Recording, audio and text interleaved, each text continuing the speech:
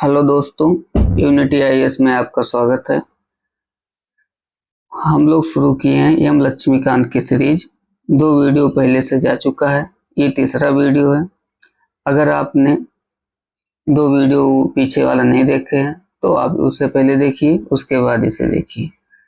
आज हम लोग शुरू कर रहे हैं, हम लोग इसी के आगे पढ़ेंगे। भारत की राज्य व्यवस्था पढ़ रहे हैं, हम लोग ऐतिहासिक पृष्ठभूमि का अध्याय पढ़ रहे हैं और हम लोग 2 क्लास पढ़ चुके हैं। हम लोग चार्टर अधिनियम पढ़ रहे थे। चार्टर अधिनियम को कंटिन्यू करेंगे। आज हम लोग शुरू करेंगे 1861 का चार्टर अधिनियम, 1861 का भारत परिषद अधिनियम। 1861 का भारत परिषद अधिनियम क्यों आया होगा, इसके बैकग्राउंड में अगर जाएं तो ये पाएंगे कि 1857 की क्रांति हुई। 1857 की जब क्रांति हुई तो 1858 में ब्रिटिश क्राउन का शासन आ गया। अब उसके बाद कई सारे परिवर्तन हुए, उस परिवर्तन के बीच 1861 का भारत परिषद अधिनियम बना। 1857 की महान क्रांति के बाद ब्रिटिश सरकार ने महसूस किया कि भारत में शासन चलाने के लिए भारतीयों का सहयोग लेना आवश्यक है। इस सहयोग नीति के तहत ब्रिटिश संसद ने 1861, 1892, 1909 में 3 नए अधिनियम पारित किए गए। 1861 का भारत परिषद अधिनियम भारतीय संवैधानिक और राजनीतिक इतिहास में एक महत्वपूर्ण परिवर्तन था ना। इस अधिनियम की विशेषताएं इस प्रकार थी। इसके द्वारा कानून बनाने की प्रक्रिया में भारतीय प्रतिनिधियों को शामिल करने की शुरुआत हुई। याद रखना, एक क्वेश्चन आता हुआ है कि भारतीय कानून बनाने की प्रक्रिया में भारतीय प्रतिनिधियों को शामिल कब किया गया, तो 1861 के भारत परिषद अधिनियम के तहत इसको शामिल किया गया। ठीक,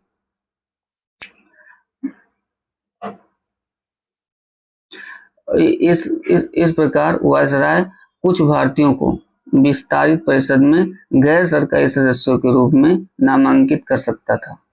1862 में लॉर्ड कैनिंग ने 3 भारतीयों, बनारस के राजा, पटियाला के महाराजा और सर दिनकर राव, ये 3 भारतीयों को विधान परिषद में मनोनीत किया गया। पहली बार शुरुआत हुई कि जब भारतीयों को भी शामिल किया गया। किसको किया गया? एक बनारस के राजा थे, दूसरे पटियाला के राजा थे और तीसरे दिनकर राव थे।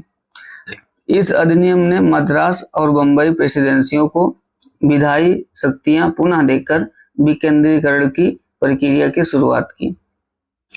मद्रास और बंबई प्रेसिडेंसियों को विधायी शक्तियां पुनः देकर विकेंद्रीकरण की शुरुआत की। याद रखना, विकेंद्रीकरण की शुरुआत कहां से हुई, तो 1861 के अधिनियम से हुई। इस प्रकार इस अधिनियम ने रेगुलेटिंग एक्ट 1773 द्वारा शुरू की गई केंद्रीकरण की प्रवृत्ति को उलट दिया। याद रखना, केंद्रीकरण की प्रवृत्ति 1773 से शुरू हुई थी और 1861 में जाकर विकेंद्रीकरण की शुरुआत हुई। और सबसे ज्यादा केंद्रीकरण कब हुआ था, अपने चरम पे कब पहुंचा था, तो 1833 के चार्टर अधिनियम में। याद रखना, बहुत इंपॉर्टेंट है कि इस 1833 के अधिनियम में सबसे ज्यादा केंद्रीकरण हुआ था। यह देखो, चरम पे पहुंची। इस विधायी विकास की नीति के कारण 1937 तक प्रांतों को संपूर्ण आंतरिक स्वायत्तता हासिल की गई। बंगाल, उत्तर पश्चिम सीमांत प्रांत और पंजाब में क्रमशः 1862, 1866 और 1897 में विधान परिषदों का गठन हुआ।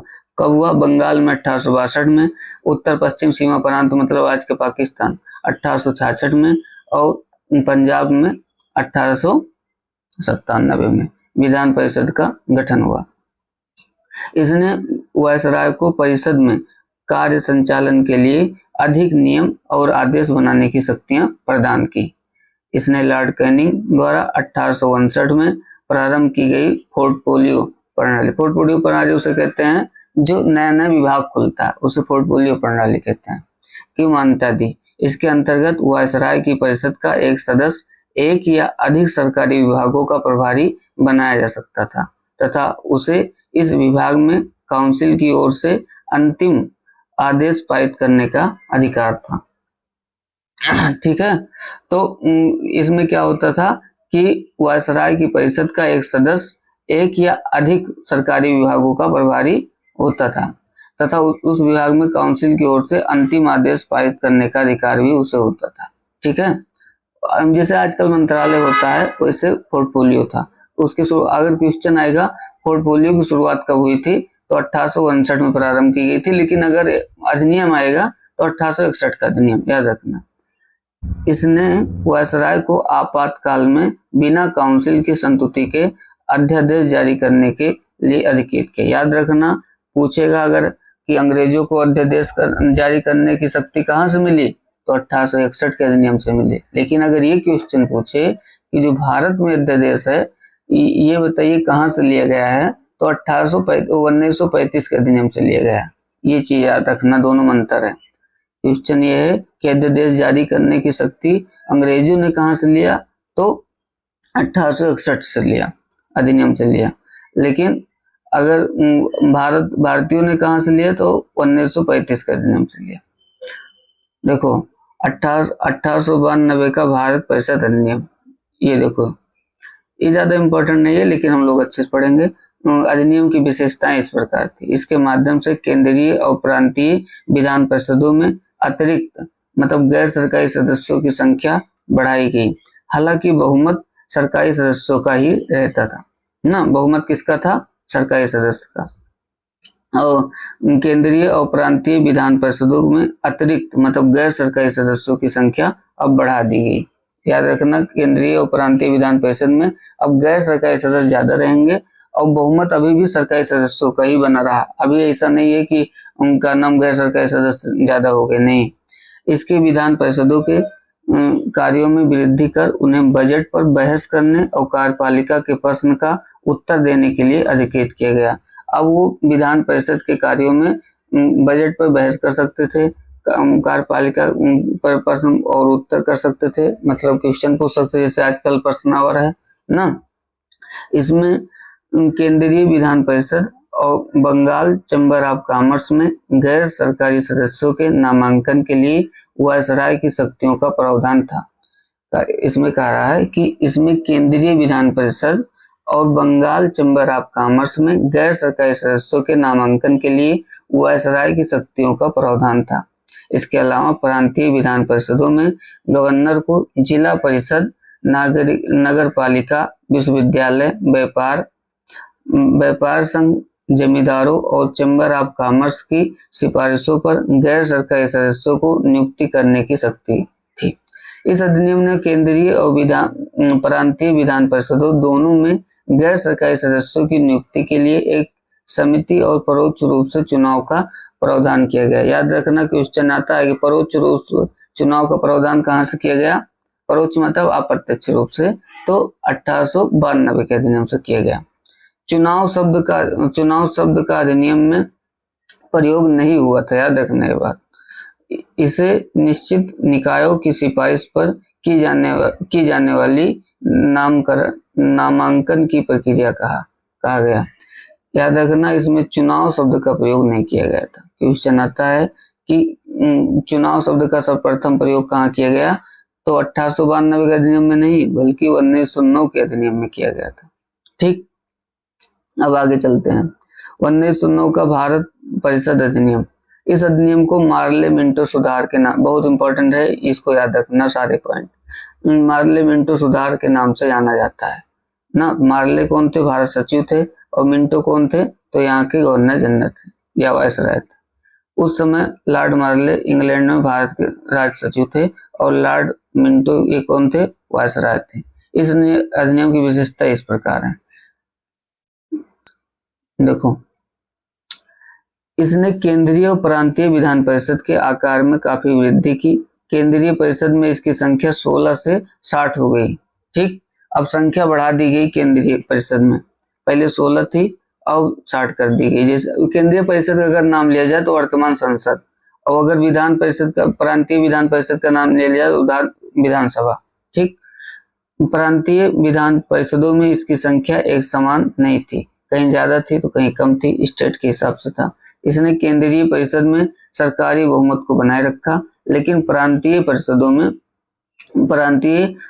में गैर सरकारी सदस्यों के बहुमत की अनुमति थी ना। इसमें कह रहा है केंद्रीय परिषद में सरकारी बहुमत अभी भी है, ऐसा नहीं कि वो अभी सरकारी बहुमत कम हो गया, लेकिन प्रांतीय परिषद में गैर सरकारी सदस्यों की बहुमत की अनुमति हो गई। ठीक, इसने दोनों स्तरों पर विधान परिषदों के कार्यों का दायरा बढ़ाया। उदाहरण के तौर पर अनुपूरक प्रश्न पूछना, बजट पर संकल्प रखना। अनुपूरक प्रश्न उससे कहते हैं पूरक प्रश्न, जैसे एक क्वेश्चन पूछे उसी से रिलेटेड अगला क्वेश्चन हो तो उसका भी हम लोग प्रश्न पूछ सकते थे। कब? 1909 के अधिनियम से। क्वेश्चन आता है कि बजट पर पूरक प्रश्न पूछने की अनुमति कब मिली? 1909 के अधिनियम में। ठीक है, इस अधिनियम के अंतर्गत पहली बार, कोई चीज पहली बार हो, हम बताए थे, बहुत इंपॉर्टेंट होता है। किसी भारतीय को वायसराय और गवर्नर की कार्यकारी के साथ एसोसिएशन बनाने का प्रावधान किया गया। मतलब पहली बार एक व्यक्ति थे, उनका नाम था सत्येंद्र प्रसन्न सिन्हा प्रसाद होगा, सत्येंद्र प्रसाद सिन्हा, वायसराय की कार्यकारी परिषद के पहले भारतीय सदस्य थे। जैसे सत्येंद्रनाथ टैगोर पहले भारतीय सिविल सर्वेंट थे, उसी प्रकार पहले भारतीय सदस्य कौन थे जो वायसराय की कार्यकारी परिषद में सदस्य बने? तो सत्येंद्र प्रसाद सिन्हा ना। उन्हें विधि सदस्य बनाया गया था। वायसराय एक विधि सदस्य होता था वायसराय की कार्यकारी परिषद में। इस अधिनियम ने पृथक निर्वाचन के आधार पर मुस्लिमों के लिए सांप्रदायिक प्रतिनिधित्व का प्रावधान किया। ये क्वेश्चन बहुत इंपॉर्टेंट है कि पृथक निर्वाचन कब आया मुस्लिमों के लिए? तो 1909 के अधिनियम से। अच्छा, क्यों आया? तो देखो, बंगाल विभाजन घोषणा हो गई थी और बंगाल विभाजन के लिए अंग्रेज पूरी तरह से भारत को, जैसे होता नहीं, एक नीति थी उनकी, फूट डालो राज करो की, तो उसी के तहत ये जब मुस्लिम लीग बनी तो मुस्लिम लीग ने उनसे पृथक निर्वाचन मांगा और उनको अवसर मिला फूट डालो और राज करो की नीति के तहत, और वो पृथक निर्वाचन ले आए। और पृथक निर्वाचन के तहत, पृथक निर्वाचन का मतलब क्या होता है कि एक मुस्लिम कैंडिडेट खड़ा होगा और उसे केवल मुस्लिम ही वोट देंगे और कोई नहीं वोट देगा, तो अर्थात सांप्रदायिकता इससे ज्यादा पनपेगी ना। इसके अंतर्गत मुस्लिम सदस्यों का चुनाव मुस्लिम मतदाता ही कर सकते हैं, बताए नहीं। और इस प्रकार इस अधिनियम ने सांप्रदायिकता को वैधानिकता प्रदान की ना। सांप्रदायिकता किसे कहते हैं? जब एक धर्म विशेष के पहचान के तहत वो कट्टरता उनमें आ जाए कि ये हमारे धर्म के हैं और यही हमारे संरक्षण हैं, बाकी दूसरे धर्म के लोग से उनको घातक हो ना, उनको ये हो कि ये हमारे धर्म के लिए घातक हैं, तो उसे सांप्रदायिकता कहते हैं। लॉर्ड मिंटो को सांप्रदायिक निर्वाचन का जनक के रूप में जाना जाता है। मिंटो को क्या कहते हैं? सांप्रदायिक निर्वाचन के जनक के रूप में कहते हैं ना। क्वेश्चन अगर स्टेट पीसीएस में है तो आप मार दीजिए। इसने presidency, corporation, chamber of commerce, विश्वविद्यालय, जमींदारों के लिए अलग प्रतिनिधित्व का प्रावधान भी किया ना। इसने presidency, corporation, chamber of commerce, विश्वविद्यालय, जमींदारों के लिए अलग प्रतिनिधित्व का प्रावधान भी किया। ठीक, भारत शासन अधिनियम 1919, 20 अगस्त 1917 को ब्रिटिश सरकार ने पहली बार घोषित किया कि उसका उद्देश्य भारत में कर्मिक रूप से उत्तरदायी सरकार की स्थापना करना था। कर्मिक रूप से 1919 में भारत शासन अधिनियम बनाया गया ना, और जो 1931 से लागू हुआ।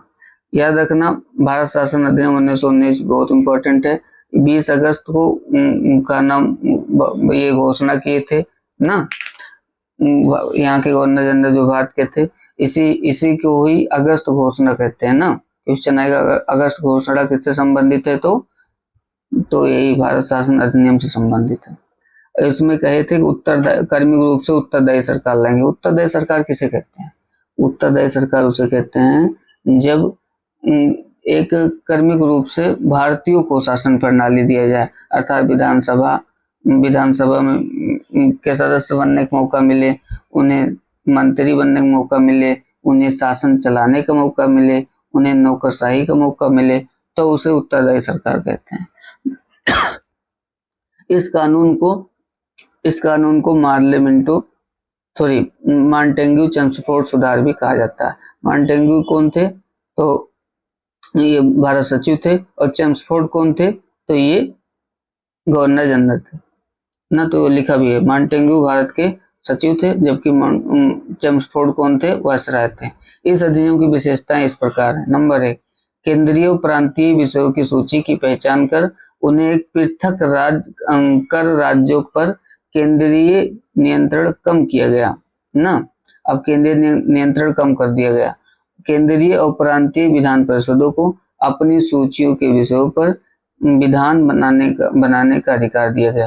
कहने का मतलब ये है कि अब वो जो प्रांत हैं वो अपने विषय पर मतलब राष्ट्र सूची पर वो विधान बना सकते हैं, और केंद्रीय नियंत्रण अब उन पर कम कर दिया गया प्रांतों पर। याद रखना इम्पोर्टेंट है। लेकिन सरकार का ढांचा केंद्रीय और एकात्मक ही बना रहा। अभी भी बहुत सारी शक्तियां केंद्र के पास ही बनी रही। ऐसा नहीं कि सारी शक्तियां राज्य को दे दी ना। इसने प्रांतीय विषयों को पुनः 2 भागों में विभक्त किया, हस्तांतरित विषय और आरक्षित विषय। हस्तांतरित विषय उसे कहते हैं जो राज्यों को दी, और जो भारतीय सदस्य नहीं, प्रांतीय विषयों को 2 भागों में बांटा गया। एक था हस्तांतरित, एक था आरक्षित। हस्तांतरित विषय जो बहुत कम इम्पोर्टेंट के थे, जैसे सिंचाई था, कृषि था, इसे भारतीयों को दिया गया कि इसमें भारतीय हो सकते। और आरक्षित विषय को आरक्षित कर दिया गया, ये अंग्रेजों द्वारा कि जो वायसराय के लोग हैं ना, वही इस पे काम करेंगे, मंत्री बनेंगे। ठीक है। हस्तांतरित विषयों पर गवर्नर का शासन था ना, और इस कार्य में उन मंत्रियों की सहायता लेना था जो विधान परिषद के प्रति उत्तरदायी थे। ठीक, इस कार्य में वह उन मंत्रियों की सहायता लेता था जो विधान परिषद के प्रति उत्तरदायी थे। दूसरी ओर आरक्षित विषयों पर गवर्नर कार्यपालिका परिषद की सहायता से शासन करता था। गवर्नर खुद शासन करता था, वो किसकी मदद से? कार्यपालिका परिषद की मदद से, जो विधान परिषद के प्रति उत्तरदायी नहीं था। ये इंपॉर्टेंट बात है। आरक्षित विषयों पर ये किसका सहायता लेता था? तो विधान कार्यपालिका परिषद की सहायता लेता था, और ये कार्यपालिका परिषद किसके प्रति उत्तरदायी नहीं थी? तो विधान परिषद के प्रति उत्तरदायी नहीं थी। शासन की इस दोहरी व्यवस्था को द्वैध शासन कहा जाता है। एक द्वैध शासन हम लोग पहले पढ़ चुके हैं, ईस्ट इंडिया एक्ट वाला, और दूसरा द्वैध शासन ये है यूनानी अब डायरकी से उत्पन्न हुई ना। ये शब्द जो है द्वैध शासन, इसका मतलब यूनानी शब्द है डायरकी। ठीक है, शासन व्यवस्था कहा गया। हालांकि यह व्यवस्था काफी हद तक असफल रही ना। इसी को समीक्षा करने के लिए तो साइमन कमीशन आया था, आगे चल के हम लोग पढ़ेंगे। इस अधिनियम ने पहली बार, कोई चीज पहली बार वो इम्पोर्टेंट है, देश में द्विसदनीय व्यवस्था, प्रत्यक्ष निर्वाचन की व्यवस्था की। दोनों इम्पोर्टेंट है। क्वेश्चन आएगा अगर 2 सदनीय व्यवस्था कब से शुरू हुई? तो 1919 के अधिनियम से शुरू हुई। क्वेश्चन ये आएगा प्रत्यक्ष निर्वाचन की व्यवस्था कब से शुरू हुई? तो 1919 के अधिनियम से शुरू हुई। ये दोनों क्वेश्चन इंपॉर्टेंट है। और अप्रत्यक्ष निर्वाचन की व्यवस्था हम लोग कब से शुरू किए थे? तो अप्रत्यक्ष निर्वाचन की व्यवस्था 1909 के अधिनियम से शुरू किए थे। और कब कहा गया था कि चुनाव जैसी कोई चीज होगा? तो 1892 में, लेकिन चुनाव शब्द का यूज नहीं किया गया था तब। इस प्रकार भारतीय विधान परिषद के स्थान पर द्विसदनीय व्यवस्था यानी राज्यसभा लोकसभा का गठन किया गया ना। जो वर्तमान की राज्यसभा और लोकसभा का बीज है वो कहाँ से है? यहीं से है ना, 1919 के अधिनियम से। दोनों सदनों के बहुसंख्यक सदस्यों को प्रत्यक्ष निर्वाचन के माध्यम से निर्वाचित किया गया। ठीक है, बहुसंख्यक जो सदस्य हैं उनको प्रत्यक्ष निर्वाचन के माध्यम से क्या किया गया? निर्वाचित किया गया। अब डायरेक्ट निर्वाचन होने लगा। इसके अनुसार वायसराय की कार्यकारी परिषद के 6 सदस्यों में से कमांडर इन चीफ को छोड़कर 3 सदस्यों का भारतीय होना आवश्यक है। अब देखो भारतीयों को थोड़ा थोड़ा शक्ति मिलने लगी। अब जो वायसराय की कार्यकारी परिषद थी इसमें 3 सदस्य भारतीय होना एकदम जरूरी था। ठीक है, कमांडर इन चीफ के पद को छोड़कर। 5वां है, इसने सांप्रदायिक आधार पर, अब देखो पहले मुस्लिमों को पृथक निर्वाचन दिए थे, अब सिखों को भी दे दिए, भारतीय ईसाइयों को भी दे दिए, आंग्ल भारतीयों को भी दे दिए और यूरोपियों के लिए भी अब पृथक निर्वाचन के सिद्धांत आ गया। तो कितने हो गए, मुस्लिम 1, सिख 2, ईसाई 3, आंग्ल भारतीय 4 और यूरोपीय 5 हो गए ना। अब इनको भी मिल गया पृथक निर्वाचन।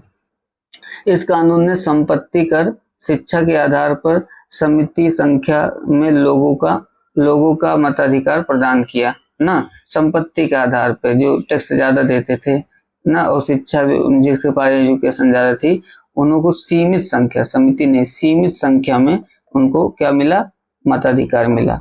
सबको नहीं मिला, ऐसा नहीं कोई मताधिकार जैसे आज है वैसे 1919 में कर दिया, नहीं।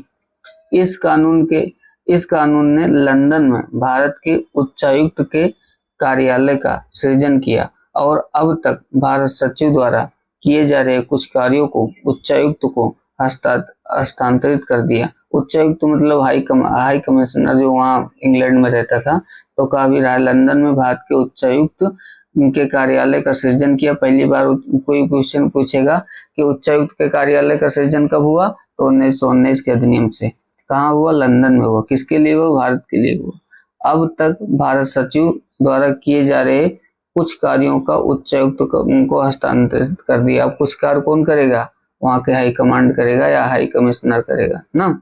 इसने एक लोक सेवा आयोग का गठन किया। क्वेश्चन पूछेगा कि वर्तमान जो लोक सेवा आयोग है इसका गठन कहाँ से हुआ, तो 1919 के अधिनियम से हुआ। कब हुआ, 1926 में सिविल सेवकों की भर्ती के लिए केंद्रीय लोक सेवा आयोग का गठन हुआ ना।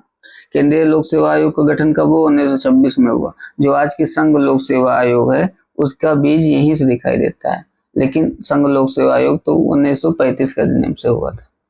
इसने पहली बार केंद्रीय बजट को राज्यों के बजट से अलग कर दिया और राज्य विधानसभाओं को अपना बजट स्वयं बनाने के लिए अधिकृत कर दिया।